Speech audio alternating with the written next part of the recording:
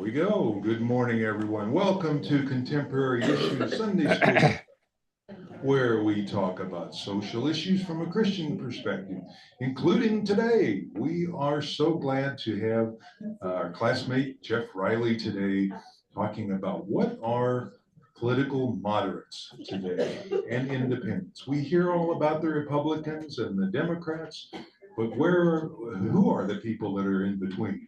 And are we the silent majority? Some people say we are. Jeff will talk about that today. And when I was talking with Jeff about this recently, this topic, we also talked about how would you describe Jesus today? Would he be considered a liberal Democrat on the extreme, advocating for the poor and the needy? Or would he be a moderate saying, let's talk and let's recognize both sides have something to contribute? And so I thought that was kind of an interesting idea too.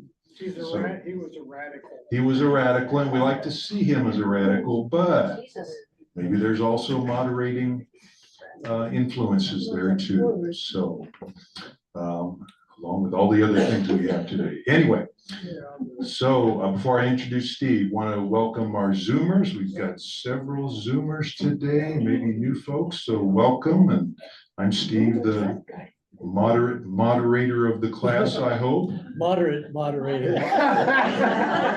Lowell got that joke, pun intended. And please mute yourself in the lower left corner of your screen when you're not speaking, so keep the noise down. And we are recording this for future playback on YouTube. I've had probably a dozen people tell me today they couldn't be here because they're in another class and they would like to see this topic. So quite a bit of interest. Yeah. And other announcements. Yes, Lowell, go right ahead. Yesterday, the University of Denver won another national championship in hockey. DU hockey team, amazing. Very good. Yes. Another Frozen Four. Yes. Frozen chosen. Frozen Four. The Frozen Four. Artemis back from the moon. Yeah. Artemis back safely. Didn't we all hold our breath when they were coming in the atmosphere? Oh, it's just amazing. And a Canadian. And the Masters, a lot of people are watching the Masters, a lot going on. And of course, there was this issue of the war negotiations yesterday that went nowhere in Pakistan, and our vice president has left and come home. And so prayers for that too. Hopefully that can be brought to a conclusion. Back to threats. I know. And also had a couple people ask if I would be sure to mention that Judy Martz passed away this week, in case you don't know. Harvey Martz was the senior pastor here at St. Andrew for 18 years until 2012. And she was a vital part of helping the congregation grow. And she'd been sick for quite a while and just passed away. Her service will be Friday, April 24th at 2 p.m. So probably come early to get a seat for that. Yes. I would suggest. How's Mark doing? They didn't say anything. Our Reverend Mark is doing very well after ski surgery. He broke his ACL on one of his legs when I was skiing with Mark next to it. Please don't call me the guy that broke the pastor, because I did not bump into him. But he's doing very good. He said he's in some pain with ACL repair just yesterday or on Thursday, but he is doing much better now. Did you fall in those same moguls? Hang on just a second. Did they just have to do the ACL? Yes, repaired his ACL. His MCL is repairing on its own. He completely torn the ACL and partial tear of the MCL. But he wants to go skiing again, so I'm glad for that. No, I didn't fall in that mogul. I watched him do a yard sale move and prayed for him and called the ski patrol. It was quite a morning. Okay, with that, I want to leave plenty of time for Jeff's discussion. And do you want to take questions, comments during? Somebody's waving their hand over here. Al. Okay, hello, Hal. Yes, you got your hand up. For a question? Yes, sir. Go ahead. No, you don't. Okay. Somebody here thought maybe your hand was up with I a thought so. question. I did too. Put Okay. that hand down. Okay. Jeff Riley is a business executive, former director of the Denver Public Library Friends Foundation, and has presented to us about museums and libraries. And we are so glad to have Jeff talking about this topic today. So please welcome Jeff Riley. Steve, and thanks you all for being here today. This was in sort of the notes that Steve sent out. I read an article in the Wall Street Journal, and it was about moderates. And it made me think, I used to hear a lot about the silent majority and things like that, and it just sparked an interest. So I delved into this, and what I'm going to say now is it's really hard to define what a moderate is. And I'm not going to have a really great answer. And I would love to have some discussion about it. So I've got a few questions. But if you do have questions, feel free to raise your hand and I'll be happy to take them as I go along. And then also we'll leave some time at the end, hopefully, to discuss this. But to the extent you're willing, I always like to do an audience poll. So I'm wondering how many of you can raise your hand if you want. I don't know that this is not going to be used against you in any way. How many of you would consider yourselves to be a moderate? Okay. Almost everybody. So this is what people say, and I'll get into this, but we'll go to the next slide here. Okay, I'm gonna hit share screen so our Zoomers can see this too. There we go. And it takes just a second. Okay, here we go. Okay, And then you can go to the next one. next slide. Okay, So this is, I'm going to talk about what is a moderate as best I could find out. How many moderates are there? And do moderates have any influence today? So the second poll question is, how many of you think that a moderate is also an independent? not necessarily. A number. Okay, just curious. So this was the first hurdle I kind of ran into. But we'll go to the next slide here, Steve. Okay. And whoops, I went backwards. I think you can be a moderate Republican and a moderate Democrat. That's Yeah. true. The article I originally read was called "It's Time for a Moderate Moment," and the author of the article suggested that the moderates have been squeezed and they don't get much attention because the left and the far left and the right and the far right are getting all the headlines. And as a result, there's no room for a moderate, and that some of that's due to what would be called a moderate characteristics. But I do have the article, and I've sent a copy of it to Steve, and he's going to send that out after class. And if you want to read the article, it'll be available to you.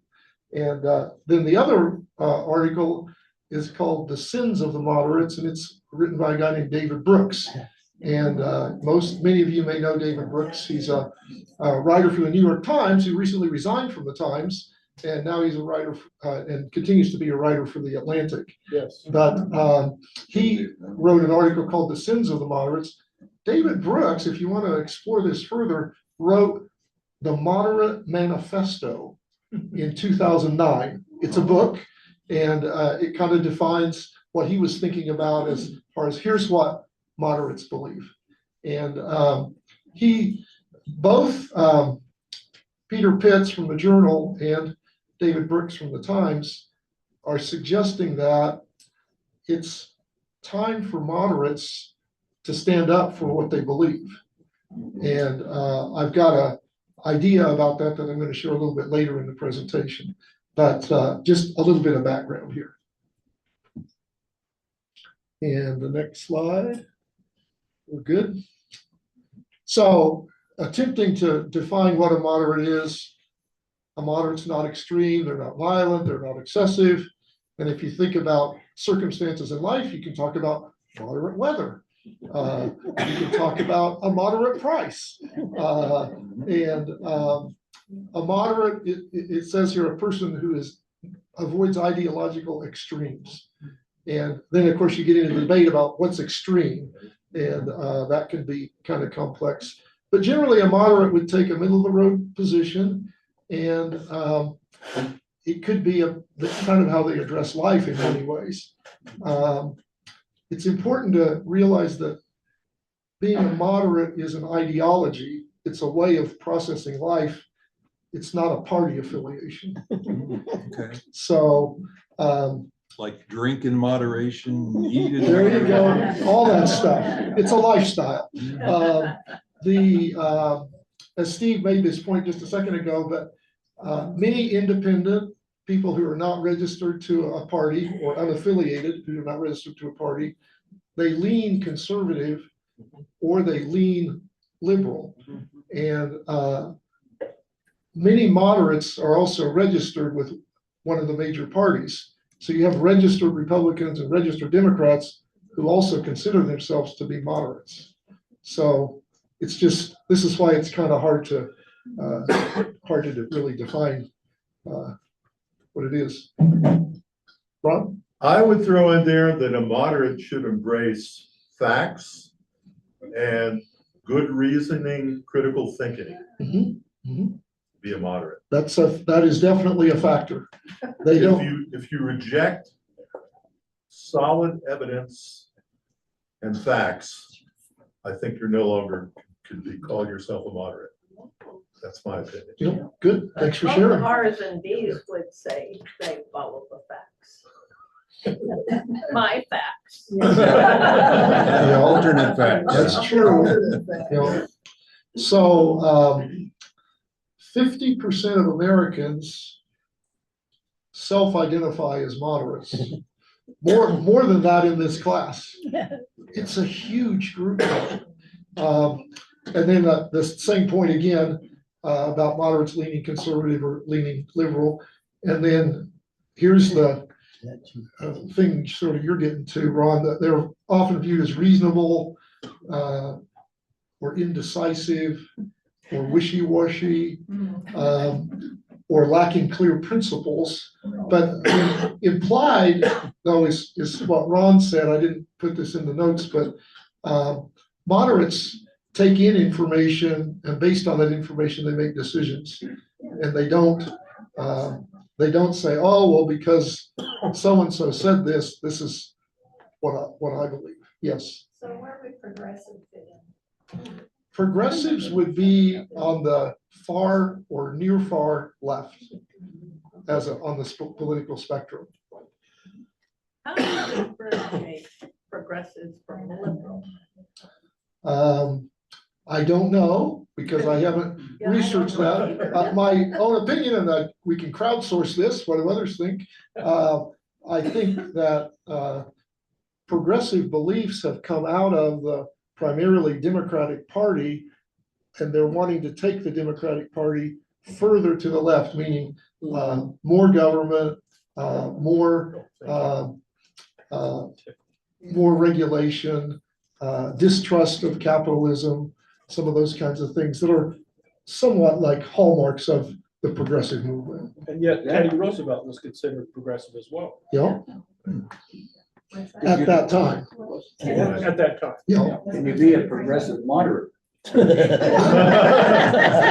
course. Cutting it really thin. That's a good question, and I don't know the answer. I think again, though, we can use the power of the crowd. How many of you think that someone can be a progressive moderate? I think so. Okay. Or a moderate progressive. By the way, we have wireless microphones on both sides of the room, and we'll pass them forward when the folks are speaking. Please. Yeah. Okay, next slide. So because I started down this path, I had to do a little bit more research. And you hear about independent voters, and they sometimes are thought to be unaffiliated voters. So unaffiliated is, I'm not affiliated with any political party. There is an American Independent Party. It is best known for its nomination of George Wallace in 1967. And it's also the party, the American Independent Party, is the party that RFK Jr. ran for president on in 2023. It is still around. And so there is some confusion sometimes when people say, when I say, oh, I'm an independent, they say, well, are you an independent or are you unaffiliated? And they're referencing this. So just as an FYI, that could be interesting. Same point about leaning left and right. So here's unaffiliated. Unaffiliated, someone who has no party affiliation. They're not a Democrat, they're not a Republican, they're not American Independent Party, they're not a Libertarian, they're not the Green Party, the Constitution, and so on. There's a whole bunch of political parties out there, and the Republicans and Democrats have more than 90% of voter registrations, and all the others have less than 10% of overall registered voters. Colorado independents have the largest block. Here it comes. Here it comes. You got to wait for it.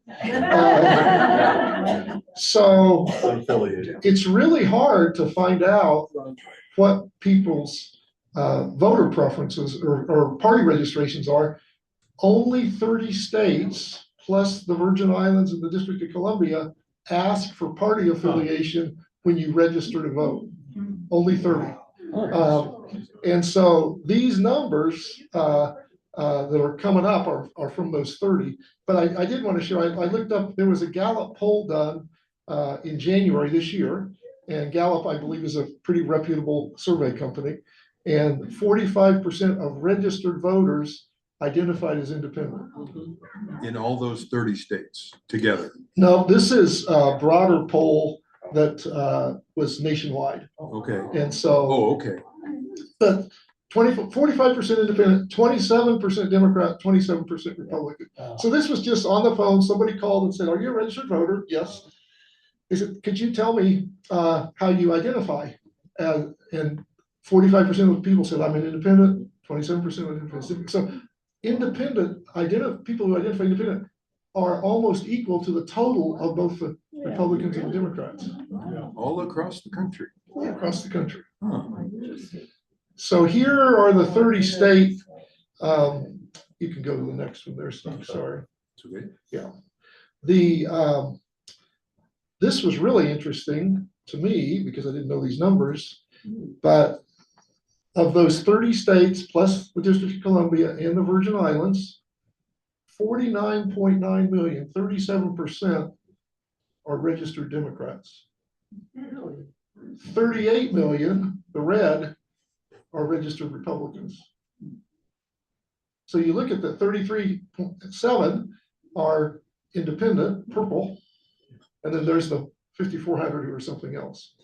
How many of you are surprised by this? Yeah. So you look at this and go, how did the Democrats not dominate in the 2024 election? Independence. Correct. The independents leaned right in the 24 election. And that's what turned the tide. It usually does, right? Correct. The independents usually decide the results. And here we go with Ron's point in Colorado, 25% Democrat, 22% Republican, 53% independent or other. So it could be something else. But the independent or not affiliated, 53% in Colorado. So a huge number there. And obviously, whichever way the independents go, that's who wins the election. And the way the independents have been going of late is toward the Democratic side. Yep. So here's a few points about moderates. And this is just Jeff's observation, so I'd be curious of others' observations. But the idea that independence equals moderate is not true. It might be, some independents would identify as moderate, but not all. And not all moderates would identify as independent. So it goes, every direction. Many voters say that they are moderate or independent, even though they have a party affiliation. So, again, surveying the crowd, how many of you are registered to a political party, any party? Most, many. And just show of hands, those who are not registered to any party. Okay. Steve? Follow-on question. The reason why I'm registered in a party is so that way that I can vote in the primaries. Right. Yes.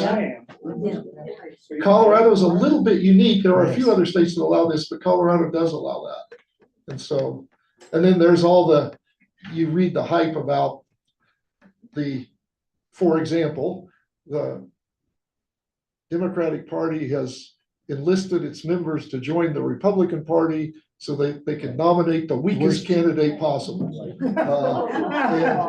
And stories like that. We've seen these stories, and it can be manipulated. I have no idea of the truth of that statement. So I just, we see it in the press and stuff. Is that why I get 2 ballots, Democratic and Republican? Yeah. If you're not, yes. Yes. Unaffiliated. If you're unaffiliated, Yeah. you get both. And you have That's to what happens. just do one. Yeah. So, You gotta pick one.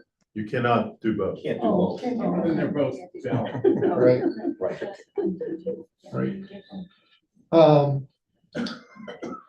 The fourth bullet point there, even though being a moderate or an independent is popular, the reality is that only a very few are at the center and truly go one way or another. So you used to get I remember my parents when I was growing up, they would vote, and my dad would say something to the effect to my mom, well, did you vote a straight ticket? Yeah, right. And she would say, no, I didn't. And he would say, darn. I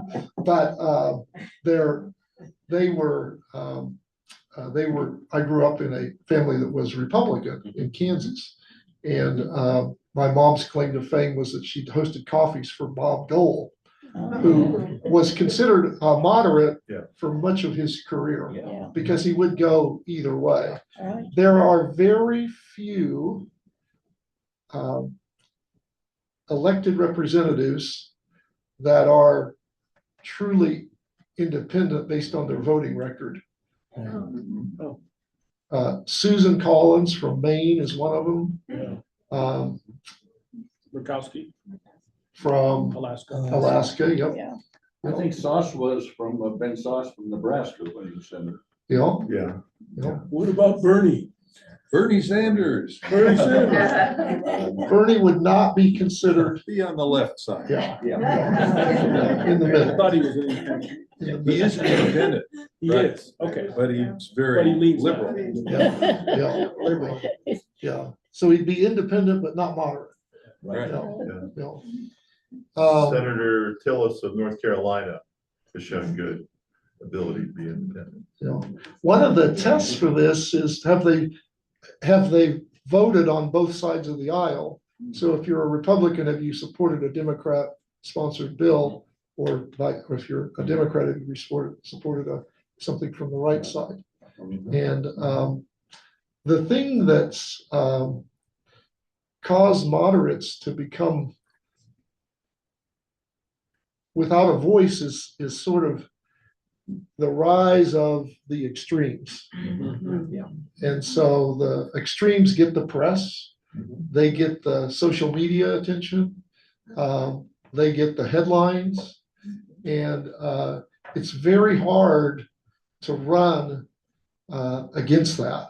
So I've got some time here, and I'm just curious, does anybody have any ideas about whether you consider yourself a moderate or not, what moderates could do to get their voice more heard and to get candidates who are more moderate?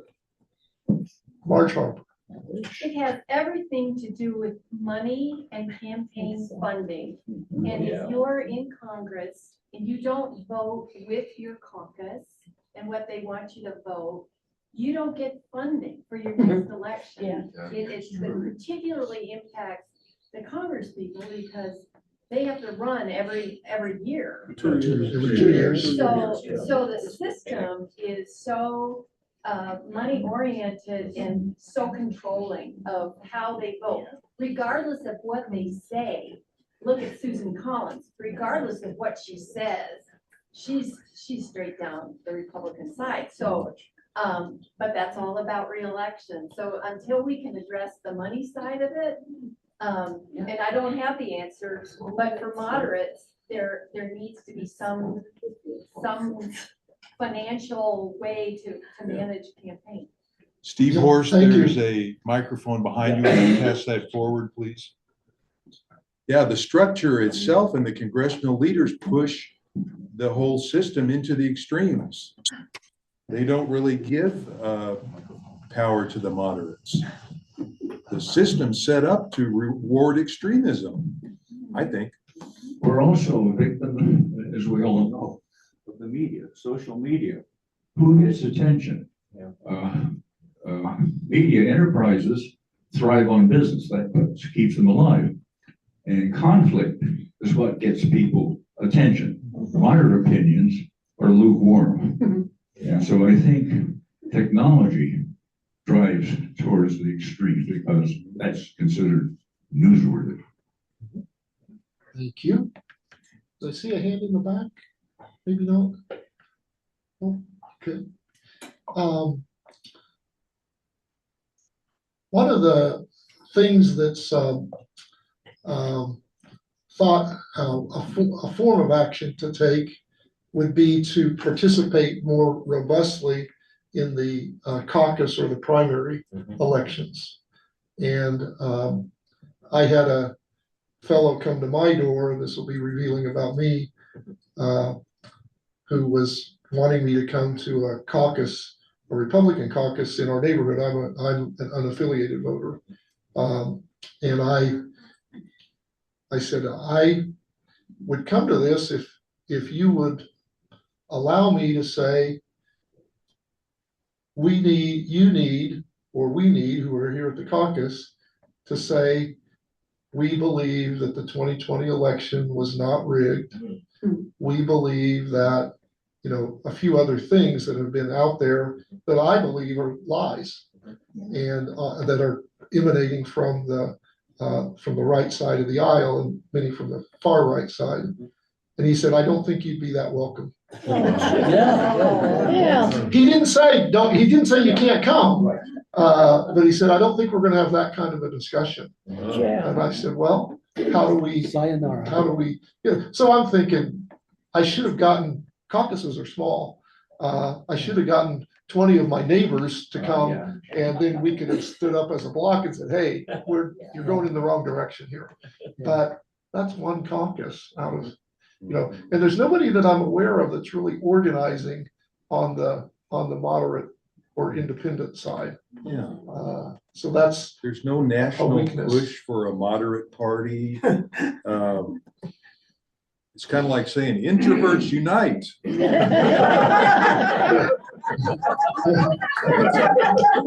Introverts speak out. Yeah, or speak out. Yeah, introverts speak out. Either that or lukewarmers. Lukewarmers. Yeah. So the next slide, I say here that it's not an illusion that independents decide elections, or independent meaning unaffiliated here. And nationally, I've made this point earlier, the independent unaffiliated block, if you will, lean to the right. And in Colorado, because of the numbers, the unaffiliated voter in Colorado has taken the state to the, so Colorado used to be a purple state. At one time, it was a red state. And now it's very much a blue state. And that's been led by the unaffiliated or independent voter.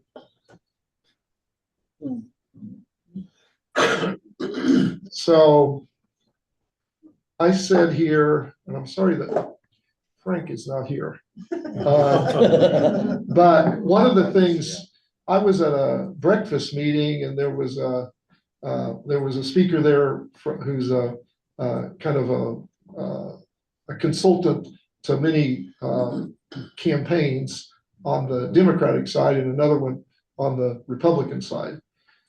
And I asked the fellow on the Republican side after the meeting, I said, you know, it seems like there's no representation for moderates anywhere, and how could that be changed? And he said, you got to change the system of voting.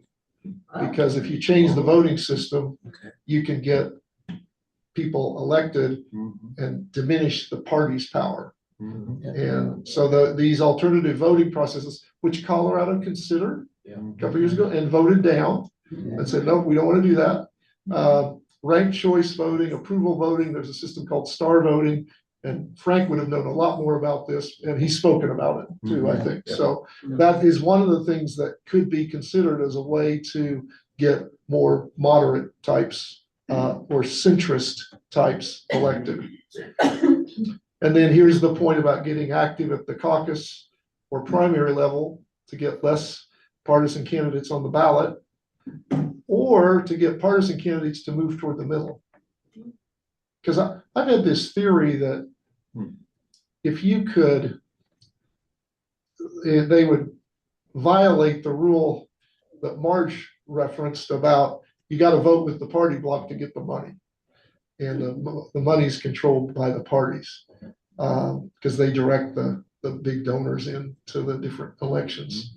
But the idea of having, I've theorized that someone could really walk away with elections either if they're on the left or on the right, if they move to the middle.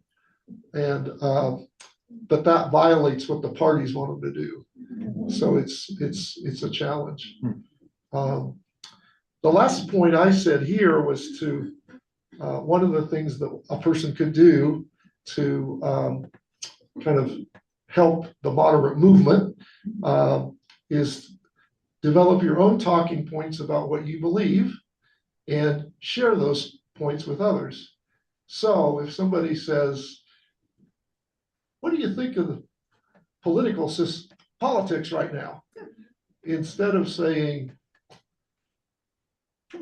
I love it, which some people do, or I hate it, as some people do. If you're a moderate, you can say, you know what? I'm kind of a moderate. And next slide. As a moderate, I support, and then you could choose your points. I support both civil rights and voting rights, and I support a woman's right to choose. I support gay rights. I support a free market economy and free trade. The free market economy and free trade, that kind of comes from the right side. Civil rights, voting rights, abortion rights, gay rights, that kind of comes from the left side. But if you believed in both of those things, you kind of fall into the category of being a moderate. And I believe that in a federal government with a balanced budget. We had one of those. Yeah, a moderate might say, I believe in both Israel and Palestine. I think Israel has a right to be a nation, and I think Palestine has a right to exist. And you could go further with that if you wanted to. That would be evidence that you're a moderate, because generally the right side is supporting Israel and the left side is supporting Palestine these days. But if you said, I support both, that puts you in the middle.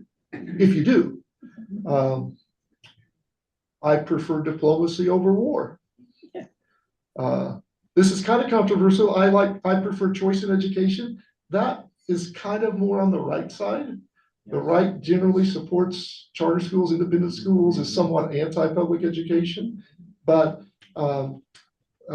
there's lots of information about how well the education system is working. And to say that you support choice would be actually a somewhat moderate statement. Because if you're saying public education is the only way to go, then that puts you more on the left side. And if you think private school is the only way to go, that puts you more on the right side. So choice positions you in the middle.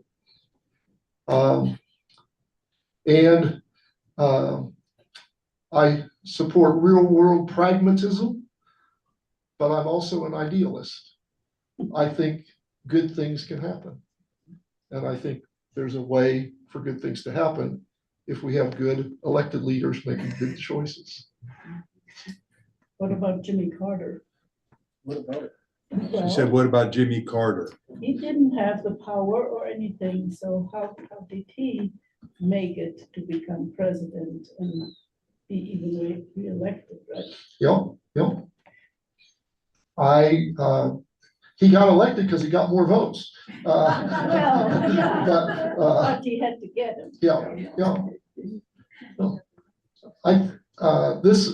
Feel free to chime in. I have no background in this, but my recollection is that the Carter campaign was able to mobilize at the grassroots level more effectively. Yes. And as a result, was able to garner the dollars that came with that grassroots support because it was very significant. Right. It was also backlash to Watergate. There you go. Oh, yeah. Absolutely. That's true. Absolutely. Gonna be the other one. Yeah, that's, Who's gonna be the backlash? that's a, Well, That's a the good Ford point. pardon Nixon, that didn't help the Republican But cause. I thought that was Yeah. so great. He was a young Southerner who embraced religion and had a very clean record. Yeah. So I All think that- helped him. all that contributed. And he did. But he lusted after Remember that? He lost it. He had lusted. I don't know.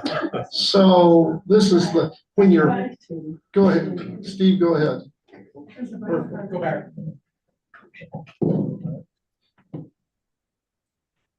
So your premise, I think is lightweight. Okay, I think it's actually very lightweight with what you're saying. And one of the things is that, for example, is to quantify it. One of the things that I love to short circuit people's minds on is about effectiveness. Okay, so the party that's been elected said that they were going to reduce costs of living. And then I say, okay, that's what they were elected on, but where are we now? And what is actually happening? And didn't that really destroy a lot of fair market trade, because that's where capitalism is? And when I learned everything in business school, the one thing that you can't do is you can't manipulate the economy, because the market is what the market is. And you have to, things eventually will make itself go. So what I'm seeing is that it's like you start with this, but you need to go to the next level of saying, well, what's really effective? Because otherwise you still think it's the same thing. It's my opinion. Mhm. And my opinion really doesn't, people like to talk about facts are our friends. And it seems like this is still an opinion. So, well, I think that, like whatever. Okay. And like, for example, in gay rights, because if you don't stand for gay rights, aren't you completely destroying intellectual property and the intellectual things that gay people bring, for example? So that's that's my comment about this is it looks, without doing the next step of quantifying or thinking about it then and getting into that, the rest of the statement, oh, this is an opinion, and everybody's got an opinion. So have some facts to employ as you make some of these statements. Is that kind of what Yeah, you're? because otherwise all it is a wind. Yeah. Was there another one? Steve? I just got a question. And I don't know that this question really has an answer, but why do we believe that the Epstein administration, when I say that I mean Trump's administration, is trying so hard to restrict voters' rights, things like mail-in voting? How does he perceive that those restrictions are going to help the Republican Party? Because those mail-in voters and the other people that vote absentee and the many other things, removing voting polls in Georgia, getting rid of the mail sorting machines at the US Post Office. How does he believe that that will help his party and his party only? I have an opinion. Okay. I do too. I love others' opinions, I got it. but I think that the right and the far right is wanting to limit voting rights because by expanding voting rights, we've allowed more left-leaning voters to vote. Is there any evidence to that? Yes. I believe that there is some evidence, but I don't know that. I heard a yes from Steve, but that's my sense is they're trying to make it harder to vote in population groups that have historically leaned left. Okay. So that's why. No, I think so too. Not only that, but it feeds into the narrative that the election was stolen in 2020. It feeds into that narrative that we've got to, like the voting, what do they call it? The SAVE Act is a solution in search of a problem. Susie, use the microphone, please. Well, Trump hates women. And when he said, No, that's not true. yes, he does. No. Because why He loves do you them have to, inappropriately. he doesn't want, you can't use your driver's license? No, you have to use your birth certificate. You can't use what's on your driver's license. It has to be what your birth certificate says. So then all these other women can't vote. Tell me he doesn't hate women. Yeah. I'm sorry.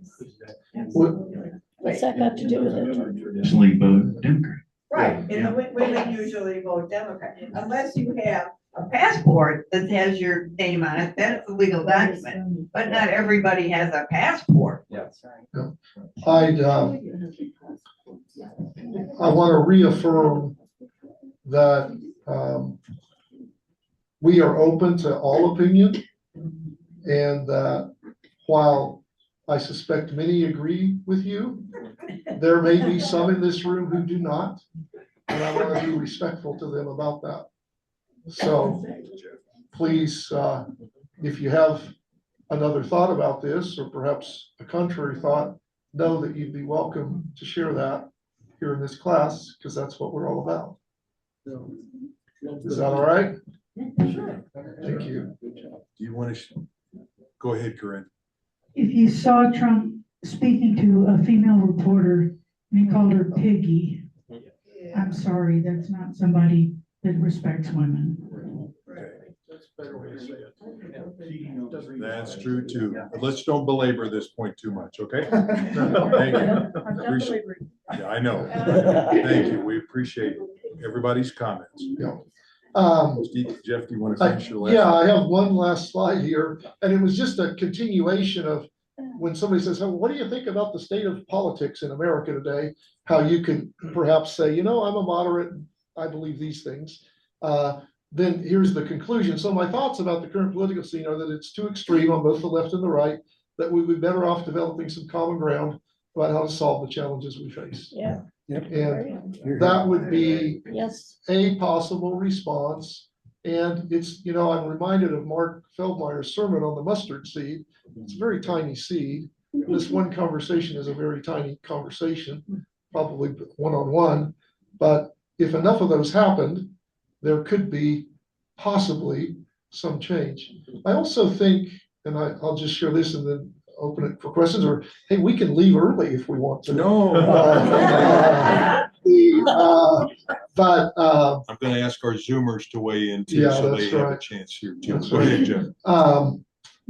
Well, let's let the Zoomers. Okay. Yeah. Okay. Our Zoom folks, if you have a question or comment, please feel free to jump in now or anytime until the end of class today. You're not interrupting us. Anybody at the moment want to comment? That's okay. If you do, just come on in. I would love to. Oh, okay. Well, hello. Hello, this is Courtney Williams from Steve and Vicky Vasquez class. So excited to be here. Thanks for inviting me, Steve, and Ryan and I can't wait to join you guys. It's been an amazing class so far. Sorry we didn't make it today. We're looking forward to getting there. I think when you asked Jeff, when you asked how can we make our voices heard? I just wanted to invite everyone to Together Colorado. I don't know if is anyone tried a Together Colorado meeting yet? No, not yet. Courtney, tell us what it is. Together Colorado is just it's an interfaith meeting of people who are fighting for human dignity and against fascism. So it's technically moderate by Jeff's definition, which is really interesting. And they're teaching us how to raise our voices. So in the last 3-4 months, they've been teaching us how to go and meet with elected representatives. And so I've hosted a house meeting at my house, and I've gone to several others where we prepare a script and we're going to meet with a district commissioner. And every single city, we branched out, and every single city now has a group of people from Together Colorado that will go and have audience to ask questions and bring their concerns. And I just encourage you. I think that's a great way to do it, to make your voice heard. Thank you, Courtney. Thanks for sharing that. There's another hand up. Very good. Another hand up. Oh, there's another hand up. And go ahead. Hi, Yes. everybody. I've kept track over the years of the percentage of registered voters that actually vote in primary and the November election. And unfortunately, even in this, and it stays pretty much about the same. In this past election, I don't know if people were aware, there was only a little over 30% of the registered voters that voted in the primary, and just barely over 70% of the registered voters that voted in November. I think it's abominable how few people, that the percentages, especially for primary, isn't higher. Our daughter lived in Australia around 2015 for the year. She was there on a work visa, and she says, "Mom, down here, they charge people $60 if they don't vote." Oh. Whether that's a good thing or a bad thing, and if they still do it, but I don't know what happens in their elections if they are able to get more people to turn out. But the primary election is just as important, if not more important, than the one in November, but people just don't vote. I voted one time when there was only one thing to vote on. Yeah. So think about it. Please vote, even in the primary. Yeah, we have a Colorado primary June 20th, I think. Ron, does that sound right? And we'll probably Parties don't have them on the same date necessarily.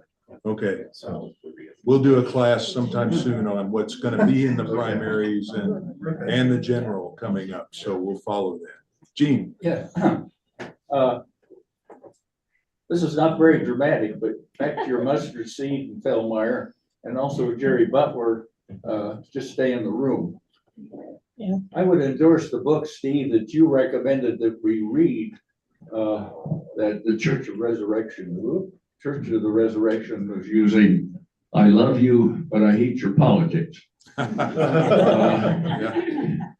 those of us who tend to work on the micro level, leadership can also constructing an atmosphere when you can influence people, not by yelling or necessarily, with all respect, Ron, facts being important as they are necessary. It's not all about facts. It's being able to have a conversation with your closest friends or family members, because the book, "I love you, but I hate your politics," gets that, and the Church of the Resurrection was using, is to have these conversations with family members, neighbors, etc. But leadership, just by virtue of having a conversation, can influence, I call it silent power. Power sometimes in ways that verbal power is less than effective. Just to know here, for those of us who work more on the micro and not the macro necessarily, but nevertheless making a difference totally. Okay, very good. Any more Zoomers, go ahead and jump in anytime there. But Ron, go ahead. Couple points. Number one, the moderate definition not only applies to politics, it very much applies to religion right now. Yeah. And things are changing now faster than the Colorado snowpack. In terms of the even definition of right, left, moderate. And then the third point I would make is seldom have I seen so much persona and cult-like obedience to specific leaders. Yeah. That seems to have really caused a lot of damage. People, instead of embracing a philosophical and principle position, they start follow the leader. And that's where things really go bad. I just read about North Korea. So I would ditto your comments on following the leader. They've got their leader, he's staying, right? I have a question that just occurred to me. What is the good argument for being an extremist on one side or the other? Anybody here? Because I noticed a few people did not raise their hands when Jeff asked who was a moderate. So some of us consider ourselves extremists. So what is the argument for being an extremist today?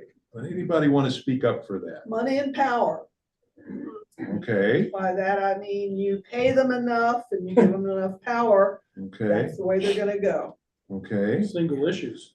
Some people will only vote for the right to life candidate. Uh-huh. That's And extreme. that's justified. But they're single issue. I was like, Okay, okay. Linda. I see it as new ideas. And those on the extremes, especially on the left, because they're trying to move forward. Uh-huh. And if you start talking about some of these more forward ideas, eventually there may be some movement in that direction. And if you're energetic and you come at it as an extremist, you get more attention and progress than if you were seen as a moderate who's kind of wishy-washy. I think some Yeah. people look at it that way. Yeah, that you can't really get the enthusiasm and the voter support unless you're an extremist. But I'm thinking out loud. Some of these new ideas, unless you push them a little bit, Mhm. a lot of people don't even know they exist. Right, right. Yeah. Slavery would have never fallen without some extremists. Extreme, good point, good point. So it's, I got some. Peter, go Yeah, ahead. building on what I've heard from our friends Gene, Ron, and Jeff, and thank you, Jeff, I really appreciate your presentation. Something I've often talked about is what I call the AAA paradigm. And, you know, we always have a twinkle in our eye when we talk about some of these things. This is not the American Anthropological Association or the American Automobile Association. That's not neither of those AAAs, of which I have previously been members of. This AAA paradigm is building directly on how we might engage as moderates or left-leaning or right-leaning. First A is awareness of the topic. Like this class is a beautiful awareness class. We learn things. The second A is action. We take it in my brother-in-law, Steve, pointing out moving toward action. Thank you, Steve. And then the third A, advocacy. Awareness, action, and advocacy. I've always said to be an advocate, you must be knowledgeable about both sides. Or if there's three sides, about all three sides. And then you advocate for what you believe in because you're knowledgeable and you can debate and you can listen courteously. On the back of my business card, it says, it's an African proverb, and it says, the reason we have 2 ears and 1 mouth is so you already know this one, so you can listen twice as much as you speak. Very good. I'll make one more point, which is the article by David Brooks that you'll get a copy of. He talks about a sample moderate who is upset about how things are going. But as a moderate, he likes the status quo. And he likes his position in the world because he has been financially successful and owns a nice house and has the different worldly things that one has to be comfortable in life. And what he doesn't realize as he goes through life is that his very existence is repugnant to both people on the far sides, both the far right, and do not appreciate the benefits that he's had and or the lack of commitment to some of the ideals of one side or the other. And as a result, his world is being eroded away and he does not realize it. Brooks talks, it's a sobering article. And it's worth the read because it'll make you think about, as a moderate, if you are one, or consider yourself to be one, what's happening to your world? And he also talks about what you can do about it. So I recommend that article. It's not a short article. It's probably take 15 minutes to read, maybe less. What edition of the Atlantic is it in? Do you remember? It was in the New York Times before he left the Times. Yeah. Steve, would you attach that to your next email? Would you attach? Yes, I sure will, Linda. Thank you. Want to jump in with any questions or comments as an attorney? I would just say, in a historical perspective, that the moderates used to be the ones who were able to cross the aisle and bring some reason to issues, because they were able to see, as has been said, the viewpoints on both sides. I think we've lost that in the last 20 years. Yes, for sure. Very good. Well, we just got a minute left. I got another question for you, Jeff. How about across the world? Are there more moderates in different countries, Europe or Scandinavia? Are they as extreme as we are today on both sides of the political spectrum? This is not scientific. It's just following the headlines. It's my sense that extremism is on the rise everywhere, both to the right and to the left. And you see a lot about the immigration movement from Africa and war-torn areas into Europe, and a lot of backlash to that, and a lot of support for it, and pushing to the extremes. Just an example.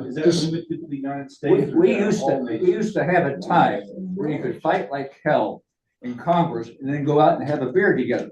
We need some visible demonstrations of two respectful opponents having a beer together, or some symbolic gesture where you can be buddies and still, go at it. Ronald Reagan and Tip with a O'Neill. clean fight, with rules. I used to see that. So I saw Steve, if it's quick, Steve. Yeah, all nations or just the United States where you're seeing this rise in extremism?